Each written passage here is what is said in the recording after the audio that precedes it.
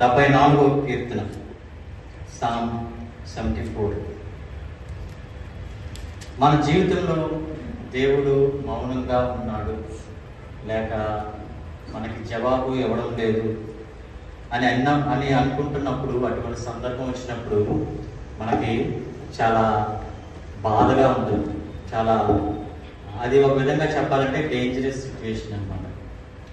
దేవుడు నుంచి ఎటువంటి రెస్పాన్స్ రావడం లేదు, దేవుడు నా ప్రార్థన వింటున్నాడా లేదా అని మనకు అర్థం అవ్వలేనప్పుడు మౌనంగా ఉండడం అనేది చాలా ఒక విధంగా క్రైస్తవుడిగా లేక విశ్వాసిగా ఒక భయంకరమైన సిచ్యువేషన్ అని చెప్పవచ్చు. అది ఎందుకు అలా జరిగింది, ఎందుకు 74వ కీర్తన ఏ సందర్భంలో రాయబడింది అనేది మనం చూడవచ్చు. అలాగే ఎందుకు దేవుడు మౌనంగా ఉంటాడు, అసలు దేవుడు ఉన్నా లేనట్టుగానే ఉంటున్నాడా, ఎందుకు ఆ విధంగా మౌనం వహిస్తాడు మన జీవితంలో అనేది కూడా నేర్చుకోవడానికి ప్రయత్నం చేద్దాం. 74వ కీర్తన ఆసాపు రాసిన కీర్తన. మొదటి వచనం మనం చదివినట్లయితే, దేవా నీవు నిత్యము మమ్మల్ని విడనాడితివేమి, నీవు మేపు గొర్రెల మీద నీ కోపము పొగరాజుచున్నదేమి. ఇక్కడ మనము హిస్టారికల్ బ్యాక్గ్రౌండ్ లేక చారిత్రకమైన నేపథ్యము చూసినట్లయితే ఇది 500 సంవత్సరాల క్రితం BC, అంటే క్రీస్తు పూర్వము 500 ఆ సంవత్సరాల్లో రాసింది. ఆ టైంలో రాసినప్పుడు ఆసాపు అప్పుడున్న పరిస్థితులు అది రిఫ్లెక్ట్ అయ్యేలాగా మనం కీర్తనలో చూస్తాం. ఈ కీర్తనలు చదివాం కదా 12 వచనాల్లో. మందిరము కోల్చబడింది, సొలొమోను మందిరం కట్టాడు, మనకు బాగా తెలుసు. ఆ అద్భుతమైన మందిరము దండేతి వచ్చి ఏం చేశారంట, కూల్చేశారు, పాడు చేశారు. అలాగే దేవుని మందిరము, అలాగే యెరూషలేము పట్టణం కూడా దండయాత్ర చేసి బబులోను దేశం నుంచి వచ్చి మొత్తం అంతా కూడా నాశనం చేసేసి కూల్చేసి మనుషుల్ని చెరపట్టుకుని వెళ్ళిపోతారు. అప్పుడే దానియేలు వీళ్ళందరూ కూడా తీసుకుని వెళ్ళిపోతారు అనమాట. ఆ సమయంలో రాసిన ఈ కీర్తన.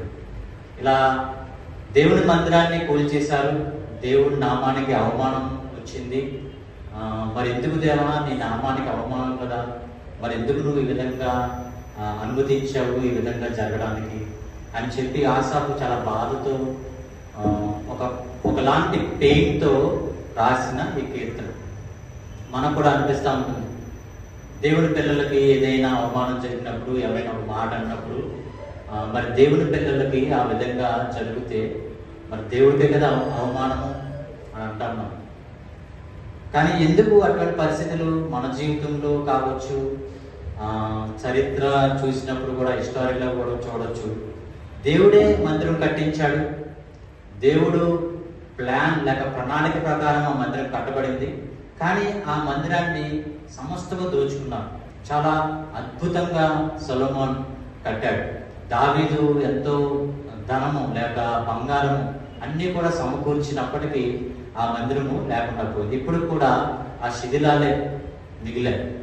మరి ఎందుకు దేవుడు ఆ విధంగా చేశాడు అనేది మనం చూడవచ్చు. తర్వాత ఓ విధంగా అలాగా ప్రశ్నిస్తూ ఉంటాడు. 9వ వచనం వచ్చేసరికి, సూచన క్రియలు మాకు కనబడటం లేదు, ఇకను ప్రవక్తి లేకపోయేను, ఇది ఎంతకాలము జరుగునో దాన్ని నెరిగిన వాడు మాలో ఎవడును లేడు. మనం ఒక్కసారి 2వ దినవృత్తాంతములు 36వ అధ్యాయము 5వ వచనం చూసినట్లయితే, 2 Chronicles 36 చాప్టర్ అలా చెప్తాడు.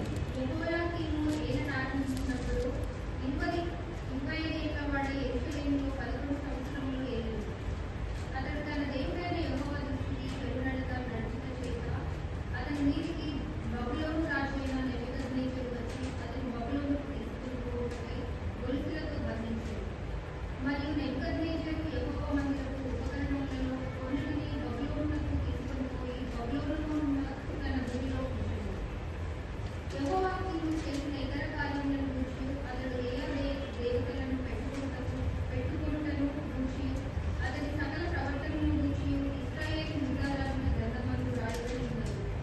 చాలు. అలాగే 2 దినవృత్తాంతము 36వ అధ్యాయం 5వ వచనం సమ్మరైజ్ గా మనం చూస్తాం ఈ వచనంలో. చదవండి. 2 దినవృత్తాంతములు 2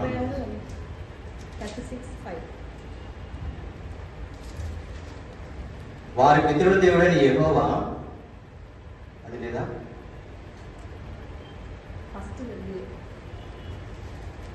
రెండవ దినవృత్తాంతంలో అన్నారు కదా. నేను చదువుతాను. వారి పితరుల దేవుడైన యెహోవా తన జనుల యందును తన 15వ వచనం 2వ దినవృత్తాంతంలో వారి పితరుల దేవుడైన యెహోవా తన జనుల యందును తన నివాస స్థలం యందును కటాక్షం గలవాడే వారి యొద్దకు తన దూతల ద్వారా వర్తమానము పంపుచూ వచ్చాను. ఆయన పెద్దలగాడనే లేచి పంపుచూ వచ్చెను. వారు దేవుని దూతలను ఎగతాళి చేయుచు ఆయన వాక్యములను తృణీకరించుచు ఆయన ప్రవక్తలను హింసించుచు రాగా నివారింప శక్యము కాకుండా యెహోవా కోపము ఆయన జనుల మీదకి వచ్చెను. 5వ అధ్యాయం మనము ఫస్ట్ నుంచి చదువుకున్నట్లయితే 15వ వచనం వచ్చేసరికి మనం క్లియర్ గా ఈ అధ్యాయం ఒక సారాంశం మనకు అర్థమవుతుంది. దేవుడు అంట అనేక మంది దూతలను పంపించాడు. దూతలు అనగా మెసెంజర్ అనగా ప్రవక్తలను పంపించాడు. వర్తమానం తెలియజేశాడు. మారండి, పశ్చాత్తాపడండి, మీ జీవితాలు మార్చుకోండి, నా వైపు తిరగండి అని చెప్పిన వాళ్ళు ఏం చేశారంట? వారిని ఎగతాళి చేశారు, బాధ పెట్టారు, ఆయన వాక్యాన్ని తృణీకరించారు. తర్వాత వాళ్ళు ఇంకా ఏం చేశారంటే ప్రవక్తల్ని హింసించారు. నివారింప శక్యము కాకుండా యెహోవా కోపము ఆయన జనుల మీదకి వచ్చింది. చాలా సంవత్సరాలు వెయిట్ చేశాడు దేవుడు. మనకు తెలుసు యెషయాను పంపించాడు. యెషయాని వాళ్ళు పట్టించుకోలేదు. ఇర్మియాని పంపించాడు. ఇర్మియాని ఇంకా ఎగతాళి చేశారు, హేళన చేశారు. అలాగే హోషేయను పంపించాడు దేవుడు. మోషేని పంపించినప్పుడు మోషేకి ఎదురు తిరిగారు. సమయోను పంపించాడు. సమయోన్ని కూడా వాళ్ళు విసర్జించారు, చెప్పినట్టుగా వినలేదు. ఇలా అనేక ప్రవక్తల్ని మన పాత నిబంధనలు చూసినట్లయితే అనేక ప్రవక్తల్ని దేవుడు పంపించాడు. పెద్ద ప్రవక్తలు అంటాం మనం, చిన్న ప్రవక్తలు అంటాం. అనేక మందిని పంపించినప్పుడు వారు ఎవ్వరి మాట వారు వినలేదు.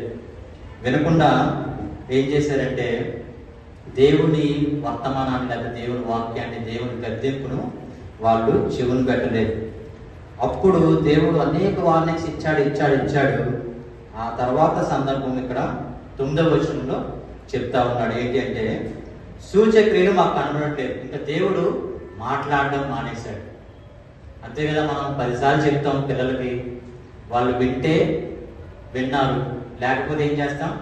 ఇంకా వాడు బతుకుతాడు అని వదిలేస్తాం.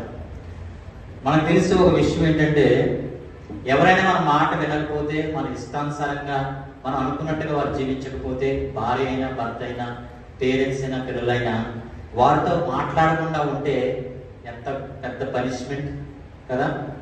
ఇప్పుడు తల్లి పిల్లల్ని సరి చేస్తూ ఉంటుంది, కొడుతుంది. కానీ సడన్ గా వాళ్ళు తప్పు చేసిన తర్వాత ఇంకా పట్టించుకోకుండా, మాట్లాడకుండా 1 రోజు 2 రోజులు ఉన్నారనుకోండి, భార్య కావచ్చు, భర్త కావచ్చు, పేరెంట్స్ కావచ్చు, పిల్లలు కావచ్చు, చాలా ఇబ్బందిగా ఉంటుంది. అంతకంటే గొప్ప పనిష్మెంట్, భయంకరమైన పనిష్మెంట్ ఇంకోటి ఉండదు. Silence is a big punishment అన్నమాట. అటువంటి పనిష్మెంట్ ఇజ్రాయెల్ ప్రజలు వారి జీవితంలో ఆ సమయంలో వాళ్ళు ఎదుర్కొన్నారు. ఎంతమంది ప్రవక్తలను పంపించాడు, సరిచేయమన్నాడు, వాళ్ళు సరిచేయబడలేదు. ఎన్నో సూచక్రియలు చేశాడు, అయినా కూడా వారు మారలేదు. దేవుడు ఇంకా మౌనం పాటించవలసి వచ్చింది. ఇంకా వీళ్ళకి ఎంత బాధపడుతున్నాడంటే ఆసాపు, ఏంటి దేవా సూచక్రియలు లేవు, ప్రవక్తలు కనబడట్లేదు, నీతిగా జీవించేవారు కనబడట్లేదు, నీ వర్తమానం పంపించేవారు ఎవరు కనబడట్లేదు, ఏంటి దేవా అని అడుగుతా ఉన్నాడు. మన జీవితంలో కూడా దేవుడు ఇప్పుడు కూడా మాట్లాడుతూ ఉంటాడు. సేవకుల ద్వారా, లేక వర్తమానాల ద్వారా, బైబిల్ చదువుతూ ఉన్నప్పుడు, చుట్టూ ఉన్న ఆత్మీయుల ద్వారా, మనలో ఉన్న ఆత్మను బట్టి దేవుడు మనతో మాట్లాడుతూ ఉంటాడు. చుట్టూ ఉన్న పరిస్థితులు బట్టి దేవుడు మనకు తెలియజేస్తూ ఉంటాడు. నీ మనసు మార్చుకో, నీ హృదయాన్ని మార్చుకో, నా వైపు తిరుగు, ఇవి నీకు వీక్నెస్ ఉంది, ఇందులో నీ బలహీనతను మార్చుకో అంటా ఉంటాడు. ఎప్పుడైతే మనము వాటిని వినడానికి ప్రయత్నం చేస్తామో మనము దేవుడికి విధేయత చూపించినట్టు. ఒకవేళ మనకున్న మనస్సాక్షిని చంపేసుకున్నాం అనుకోండి, ఏమవుతుంది? దేవుడు మౌనం వహిస్తాడు. మన జీవితంలో దేవుడు మౌనం వహిస్తే ఇంకా మనకి అంతకన్నా భయంకరమైన సిచ్యువేషన్ మరొకటి ఉండదు. ఉదాహరణకు మొదటిసారి సిగరెట్ కాల్చినప్పుడు భయం వేస్తుంది. ఎవరైనా అడిగి చూడండి, ఫస్ట్ టైం నువ్వు సిగరెట్ కాల్చినప్పుడు ఎలా ఉంది అంటే షేక్ అవుతూ ఉండొచ్చు. తర్వాత రెండోసారి కాల్చినప్పుడు, థర్డ్ టైం కాల్చినప్పుడు, ఫోర్త్ టైం అలవాటు అయిపోయింది కదా. అప్పటి వరకు ఎవరైనా చూస్తారేమో, మా మమ్మీ చూస్తుందేమో, డాడీ చూస్తుందేమో, మా వైఫ్ చూస్తుందేమో, లేకపోతే ఎవరైనా పిల్లలు చూస్తారేమో అని చాటుగా కాలుస్తారు. తర్వాత 1 year కాల్చేసిన అలవాటు అయిపోయిన తర్వాత ఇంకా భయం ఉండదు. ఇంట్లోనే దొరుకుతూ ఉంటాయి ఏంటి, సిగరెట్ పేకలు. భయము అక్కడ ఏమైంది, ఆ ఏరియాలో మనస్సాక్షిని చంపేసాం మనం. ఒక ఆయన అంటా ఉన్నాడు, అతనంట 40 మర్డర్లు చేశాడంట. ఆ పాస్టర్ గారు ఆయన అడుగుతా ఉన్నాడు, సాక్ష్యం చెప్పాడు, నేను 40 మందిని చంపానండి. ఆ పాస్టర్ ఆయన ఏమని అడిగాడంటే, బాబు నువ్వు 40 మందిని చంపావు కదా, ఇప్పుడు దేవుడిని నమ్ముకున్నావు, మారిపోయావు, నువ్వు మొదటిగా ఎవరినో చంపినప్పుడు నీకున్న ఆ అనుభవం ఏంటి అని అడిగినప్పుడు, ఫస్ట్ టైం నేను ఒక మనిషిని చంపినప్పుడు చాలా భయపడ్డానండి. అసలు ఎక్కడ దొరికిపోతానేమో, ఆ మనిషిని పొడుస్తూ ఉన్నప్పుడు అతను చచ్చిపోతాడా, చావడా, నా మీద కేసు వస్తుందా అని నేను చాలా భయపడ్డాను. రకరకాల మైండ్లో థాట్స్ తిరుగుతూ ఉన్నాయి. భయపడిపోయి పారిపోయాను, నేను కనిపించకుండా వెళ్ళిపోయాను. కానీ అలాగా 10 మందిని 20 మంది చంపుతూ ఉంటే తర్వాత భయం లేదంటే ఇంకా ఊరిని మేకను కోసేటట్టు కోసేసేటట్ట 40 మందిని. సో మనము మన జీవితంలో ఏ పాపమైనా, అది ఇప్పటివరకు నేను చెప్పింది మగవాళ్ళ గురించి, అలాగే ఆడవాళ్ళు ఏ ఒకటి ఉంటాయి పాపాలకు మీకు బాగా తెలుసు. ఏ పాపమైనా, బలహీనతైనా, అసూయ అయినా, జలసి అయినా, లేకపోతే గర్వమైనా, నోరు అదుపులు లేకపోయినా, లేకపోతే ఎదుటి వారు చూసినప్పుడు మనకి నొచ్చుకోడు మనసు ఉన్నా కూడా, ఇవన్నీ కూడా అబద్ధములు ఆడినా ఇవన్నీ కూడా ఫస్ట్ టైం కొంచెం ఇబ్బందిగా ఉంటుంది. సెకండ్ టైం అలవాటు పడిపోతాం. థర్డ్ టైం ఇంకా నిజం చెప్పినట్టుగానే ఇంకా అంతకన్నా బాగా అబద్ధాన్ని మాట్లాడతాం. నిజం కూడా అంత బాగా మాట్లాడలేము, అబద్ధాన్ని మాత్రం అచ్చొచ్చినట్టుగా. ఇంకా మనం ఎవరు దాన్ని అది అబద్ధం కూడా అనుకోరు, ఆ విధంగా మాస్టర్ అయిపోతాం మనం. పాపము అలవాటు అయిపోతే will become masters in that sinful life. So మన జీవితంలో ప్రతి ఒక్కరికి, మనిషిగా పుట్టిన ప్రతి ఒక్కరికి కూడా దేవుడు మనస్సాక్షిని పెట్టాడు. అది దేవుడు నమ్ముకున్న వారు కావచ్చు, దేవుడు నమ్మలేని వారు కావచ్చు. ఈ మనస్సాక్షి కొన్ని విషయాలు మనము తప్పుదోవ పడతా ఉన్నప్పుడు దేవుడు మనకు గద్దిస్తూ ఉంటాడు. ఆ గద్దించినప్పుడు మనము ఆ ఏరియాలో మనం కరెక్ట్ చేసుకుంటా ఉంటే బాగుపడతాం. లేక మనం ఆ ఏరియాలో మనము పెడచెవిని పెట్టినట్లయితే, పట్టించుకోకపోతే ఆ ఏరియాను మనం చంపేస్తాం. అది మర్డర్ కావచ్చు, సిగరెట్ కావచ్చు, ఇది బ్యాడ్ హ్యాబిట్. ఆ బ్యాడ్ హ్యాబిట్ ఏమవుతుందంటే, ఒకసారి తాగితే తప్పేంటి వింటాం కదా మాటలు, సిగరెట్ కాల్చి తప్పేంటి, దిస్ ఇస్ అ ట్రెండ్. 10 మంది తిరిగితే తప్పేంటి, ఇండివిజువాలిటీ, ఫ్రీడమ్, నాకు బాయ్ ఫ్రెండ్స్ ఉంటే తప్పేంటి, ఇలా మాట్లాడడం ప్రారంభిస్తాం. లోకము ఆ విధంగా మాట్లాడుతుంది, కానీ క్రైస్తవులు కూడా ఆ విధంగా మాట్లాడడం కూడా మనం చూస్తూ ఉంటాం.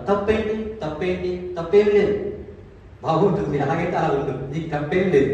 But Bible says this is right, this is wrong. Bible ప్రకారంగా మనము ఆ ఏరియాలో మనం ఆత్మని చంపేసుకుంటే ఇంకా మనము తప్పేంటి అనే స్థితిలోకి వచ్చేస్తాం అన్నమాట. సో వారి కోసం మనం ప్రార్థన చేయాలి. ఒకవేళ ఆ స్థితిలో మనం ఉన్నట్లయితే మన కోసం మనం ప్రార్థన చేయాలి. లేకపోతే ఒక భయంకరమైన పరిస్థితిలో వెళ్ళిపోతాం. అది ఏంటంటే, దేవుడు మౌనంగా ఉంటాడు, చెప్తాడు విడిచిపెట్టేస్తాడు. తర్వాత మనం చూసినట్లయితే 12వ వచనంలో, పురాతన కాలం మొదలుకొని దేవుడు నాకు రాజై ఉన్నాడు, గాడ్ ఇస్ మై కింగ్, దేశంలో మహారక్షణ కలగజేయవాడు ఆయనే.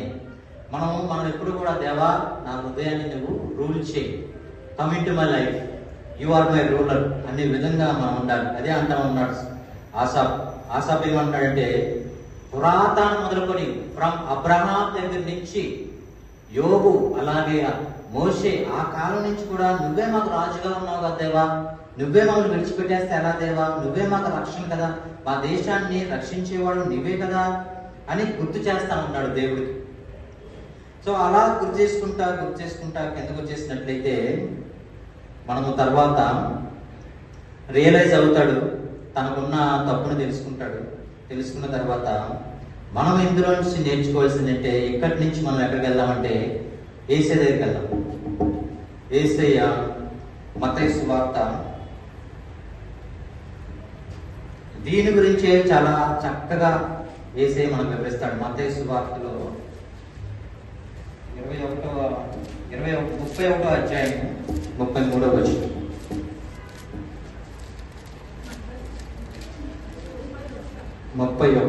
లేదా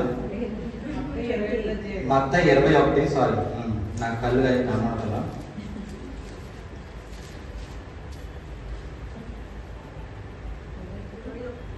మత్తయి 21 అది ఉపమానమే కదా.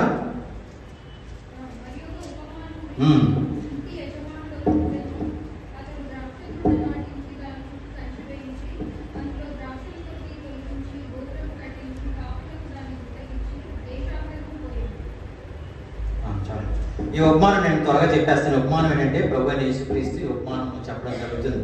ఏమంటాడంటే, ఒక ఉపమానం చెప్పాడు. ద్రాక్ష తోట నాటించాడంట, దాని చుట్టూ కంచి వేశాడు, ద్రాక్ష తొట్టి వేయించాడు. తర్వాత ఏం చేశాడంటే, అక్కడ కాపు కాసే వరకు అది అద్దెకిచ్చి దేశాంతరం వెళ్ళిపోతాడు. వెళ్ళిపోయిన తర్వాత అది సీజన్ అయిన తర్వాత పళ్ళు ఫలాలు వచ్చినప్పుడు ఏం చేస్తాడంటే, ఒకరిని పంపిస్తాడు. తనకు రావాల్సిన ఆ ఫలాలు తిరిగి ఇవ్వడానికి పంపిస్తాడు అనమాట. పంపించిన తర్వాత వాళ్ళు ఏం చేస్తారు, అతన్ని చంపుతారు. తర్వాత మరొకరిని పంపిస్తాడు. పంపిస్తే వాళ్ళ మీద రాళ్ళు రుడుతారు. తర్వాత ఇంకొకరిని పంపిస్తే వాళ్ళని కూడా చంపేస్తారు. పాపం ఏంటంటే వాళ్ళకి ఉద్యోగం ఇచ్చి వాళ్ళకి ఆ వినియార్డ్ అనేది మొత్తం చూసుకోండి అంటే, వాళ్ళు ఏం చేశారంటే, అది ఫలం ఇచ్చిన తర్వాత ఆ యజమాను ఎవరైతే పంపిస్తా ఉన్నాడో వాళ్ళందరిని చంపేస్తా ఉంటాడు. చంపేసిన తర్వాత అప్పుడు యజమాని అనుకుంటాడు, సరేలే నా కుమారుని పంపిస్తాను, నా కుమారుని పంపితే నా కుమారుని గౌరవిస్తారు వాళ్ళు అని చెప్పి కుమారుని పంపుతాడు. కుమారుని పంపినప్పుడు అప్పుడు వాళ్ళందరూ అనుకుంటారు. 38వ వచనం.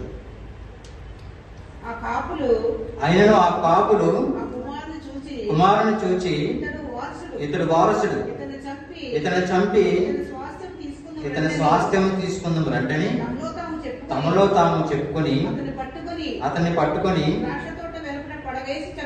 ద్రాక్ష తోట వెలుపట పడవేసి చంపిరి. ఇంక వీళ్ళు ఏం చేశారంటే, ఇగో వస్తున్నాడు వారసుడు అని చెప్పి సొంత కుమారుని కూడా చంపేశాడు. అప్పుడు ఏ విధంగా ఉంటుంది తండ్రికి? ఇంకా బహు భయంకరంగా రౌద్రుడు ఏం చేస్తాడంటే, అతనే స్వయంగా వచ్చి వాళ్ళందరినీ నాశనానికి అప్పగిస్తాడు. ఇదే ఉపమానము దేవుడు పాత నిబంధనలో ఉన్న చరిత్రకి సాదృశ్యం అన్నమాట. అనేక మంది ప్రవక్తలను పంపించాడు దేవుడు, వాళ్ళందరినీ చంపేశారు, రాళ్ళు రువ్వారు, హింసించారు, హేళన చేశారు. తర్వాత సొంత కుమారుడైన ప్రభువైన యేసుక్రీస్తుని పంపించారు. ఆయన ఏం చేశారు? సిలువకి అప్పగించారు. కుమారుని కూడా చంపేశారు. తర్వాత రాబోతా ఉన్నాడు, ఒక రోజు వస్తుంది. ఆ రోజు ఆయన న్యాయాధిపతిగా రాజుగా వస్తాడు. అప్పుడు ఎవరెవరు ఏ విధంగా ఉన్నారో వారు చేసిన పనులను బట్టి ఆయన వారికి ప్రతిఫలాలు ఇస్తారు. ఈ